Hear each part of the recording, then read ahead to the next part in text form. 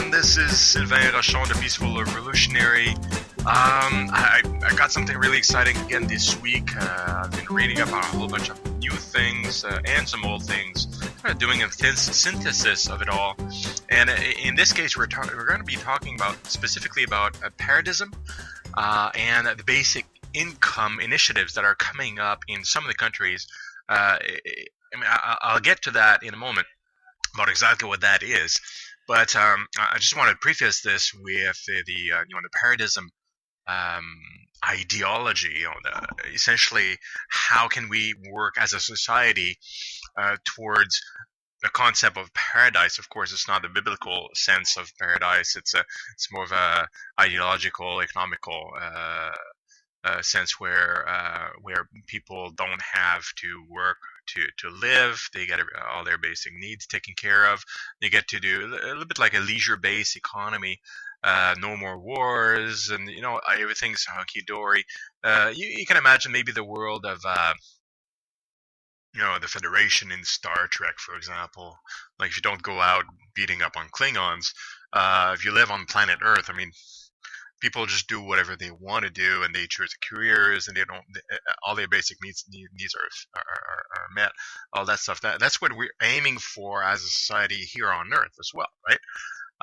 That's why we're doing all this talking and these actions that are revolutionary. Because right now we're still in a system where there's dominance and dominated.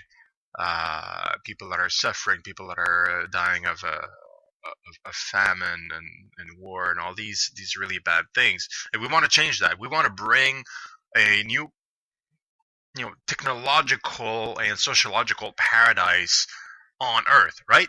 But that's our whole purpose. That's why we're talking. And technology is going to bring us there as a means to actually enable that. For sure, and I've been talking about that for a while. But I mean, first of all, we have to have a plan, and we have to look at how it's going to unfold. Right now, we're still stuck in the old system. We know it's not working, and we have the ideal like paradism kind of society where people kind of do whatever they want, and how does that work? And there's a lot of robots, automatic systems, and where do all the politics go? Where do all the military efforts go? And the frustrations and conflicts? Like, what's going to happen at all, right? How is it going to work? And nobody really knows. Like, honestly, I don't know either. But it's all a question of going about it step by step. And one step at a time, you get closer to your goal because it's complicated. It's complex. And one of the things that I wanted to point out is that there was a study, I think it's an Oxford University study, that mentioned that, well, they did a study, obviously, and what they discovered in the U.S.,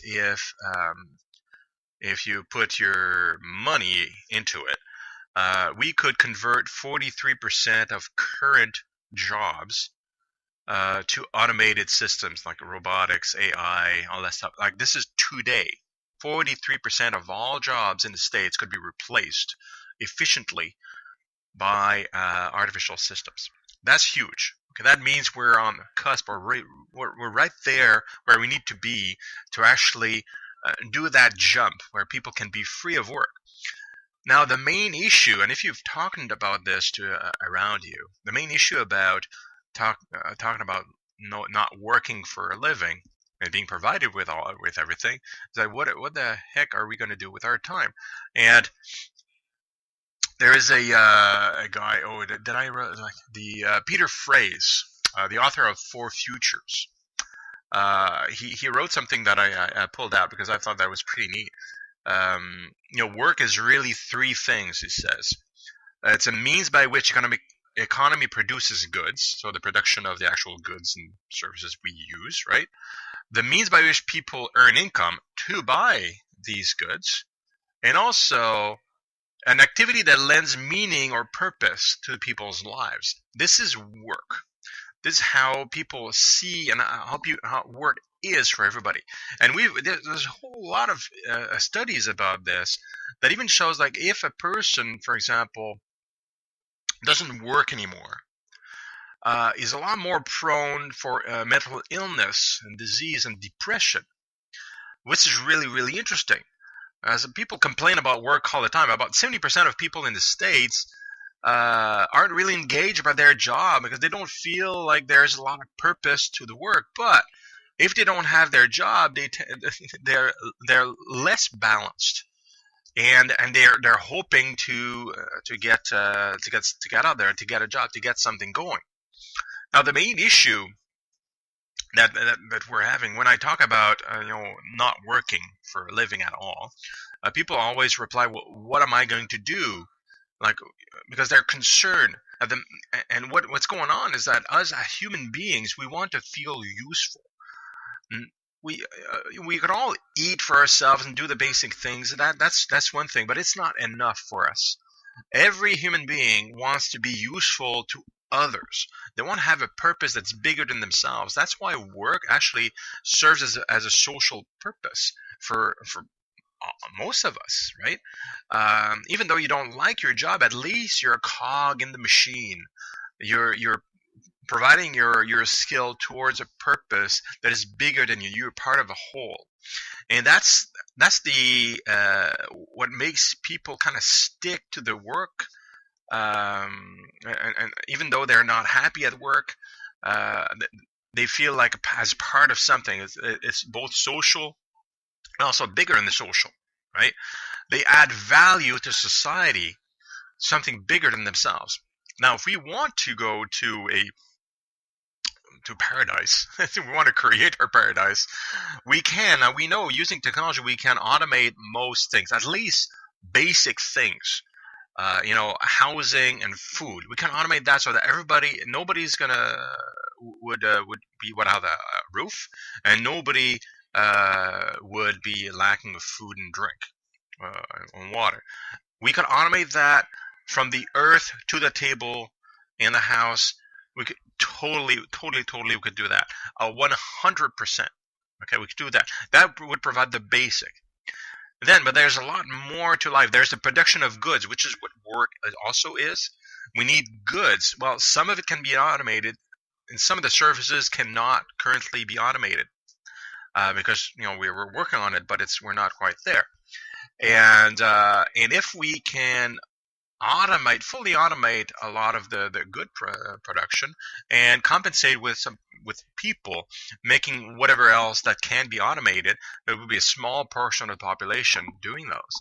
Essentially, we're providing all that people need, except purpose, except something that people feel like they're part of a whole, and that actual feeling. That's why people kind of answer me saying, "I don't want to live in this kind of paradise without work because I don't feel like I'll have a person. What will I do with my time? I'll be bored. I don't want to have a perpetual vacation." And I agree. I don't either. Like even if I don't have to work, I still do things that add value, and I do things with other people. A lot of people actually go into even though they work during the day, they provide to the open source movement. They code, they provide services, they blog, they do videos. Like I'm not being paid. I don't do any ads, right? I just I just feel like this is something I want to do. I want to contribute in some way to add value. So people, if they're not working for a living, they could be doing whatever they want to do, but they need to be guided to a new system, because right now they're guiding towards a job. Right? Now, to have purpose, it can be guided to a different way of doing things. Again, the Federation in Star Trek is a little bit of a good example because people can study it and read about it and understand it. All the basic needs are provided, but people will have an impulse to join the Federation, to be farmers, to do something, and they're taught that it's okay, you can do whatever you want, and there are still like schools or I don't know, different businesses or services still have a limited amount of space of use, so you still have to pass tests. They still accept just the best, and there's still a competition, but there's no salary. It's just if you want to do something, just work hard at it and become the best at it, and then you contribute to the rest of the world. But you're not compensated by cash. You're compensated by your satisfaction of adding value to society, of the praises you receive, seeing the fruit of your labor out there. And you're a specialist. You like to do certain things. Other people like to do other things. So you're consuming what other people are provided for free because they have all the basic stuff taken care of. They do it because they want to do it. And that can all be structured. Again, federation, and you look at that. It's all structured. You can still structure it so that it's functional and it works well. And people follow that because they want the end result. They don't want to be, if you're part of a big project to develop a huge software, you're 30 people, you're not in it for the money. Well, you want to coordinate with the other people so you duplicate your work, and you want to get the best results out of it. So you're going to go to the meetings, you're going to talk about it, you're going to get going, be excited, but you're going to be coordinating with other people, and there's going to be people in there that will be coordinators for sure, right? Makes sense. What you're avoiding is like, okay, I don't want to be there. I have to because I have a pension plan, and if I don't work here, I can't do this other things, right? So converting from work to creating value for society without you needing to work to live is totally doable. Very, very doable. Now, the transition is what I want to talk about today, even though the preface was pretty big, is that there is such a thing as basic income programs. They've been in testing since the 70s, as far as I can tell from research. And what it is essentially is the government or of a city, a town, province, or country providing a certain amount of income, actual income, not welfare, EI, or anything like that, to the population that covers. They just give it. Okay, with that, you get yourself a house, you get your food, you get whatever you need. But we're giving this to you. And we're not providing you with welfare. We're not providing you with any other services. We're deleting all these services that are very hard to administer, very hard, and people try to fool it. There's a lot of loss of money. It's inefficient. There's all these big amounts of staff that are needed to manage it all because of all the issues around it.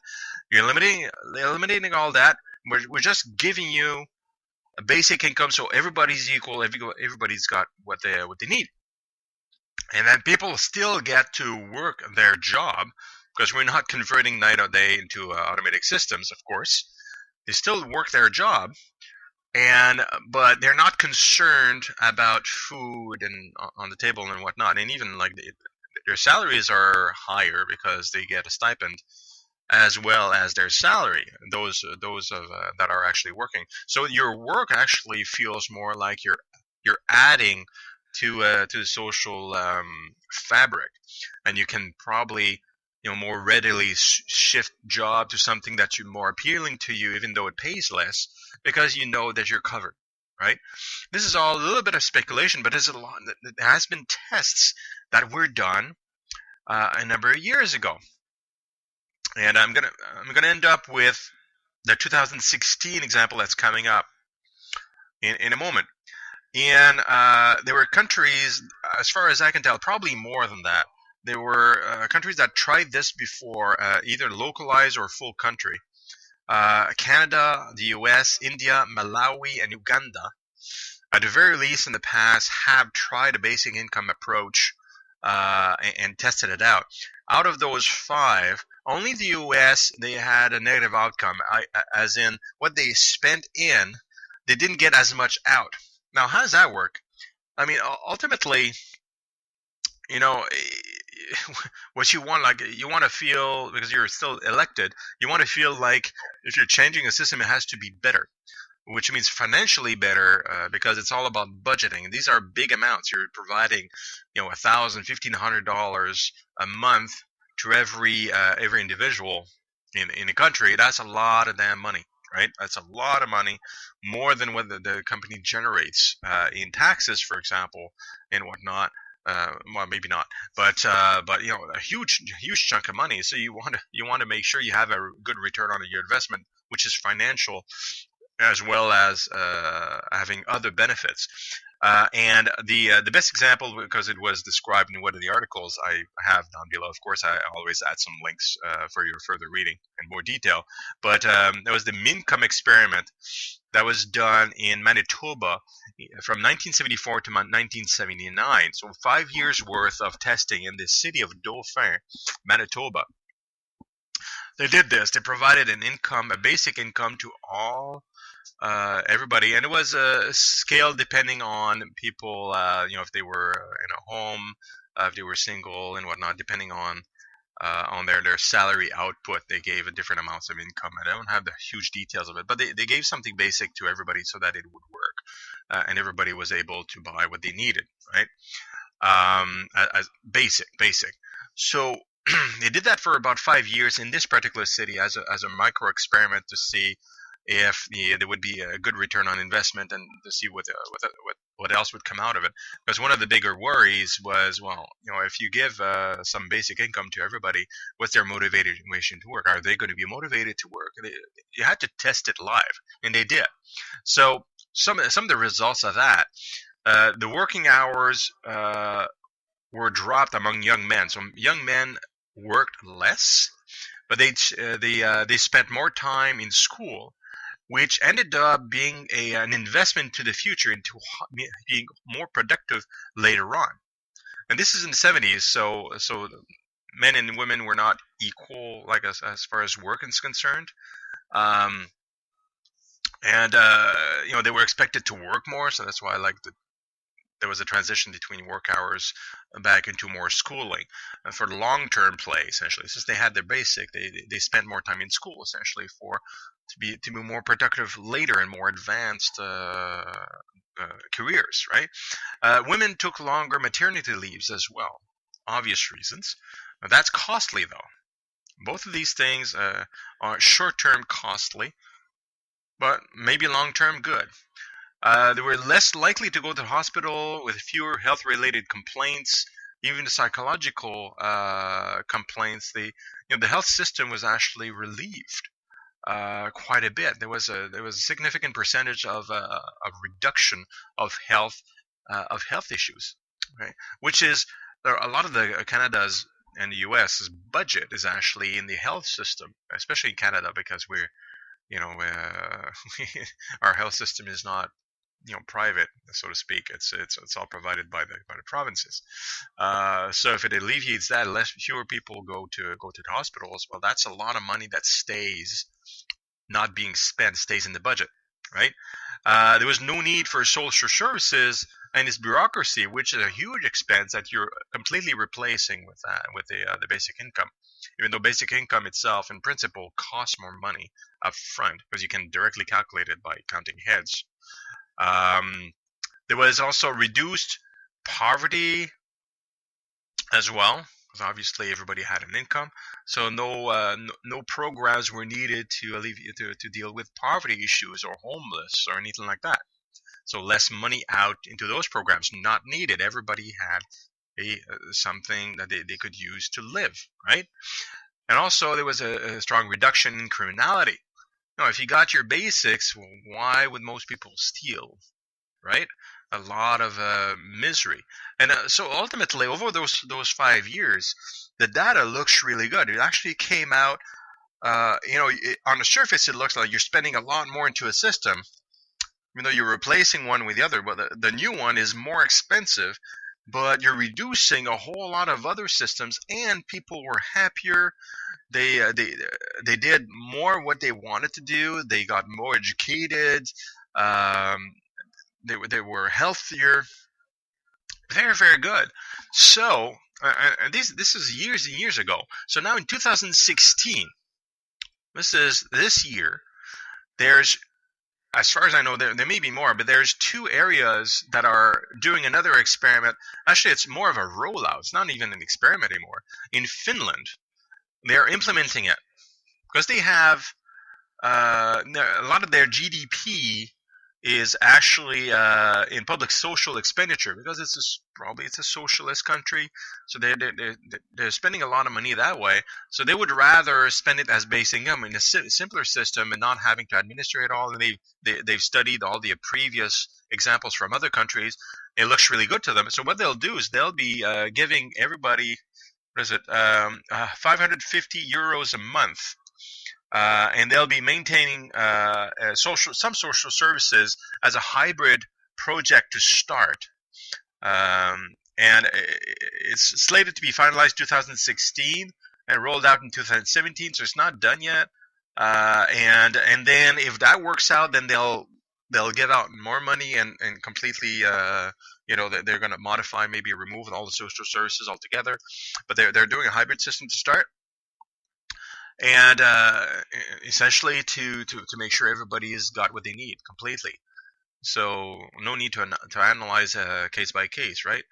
You got your money, you got an infrastructure in the system and a communication system, and you got your neighbors.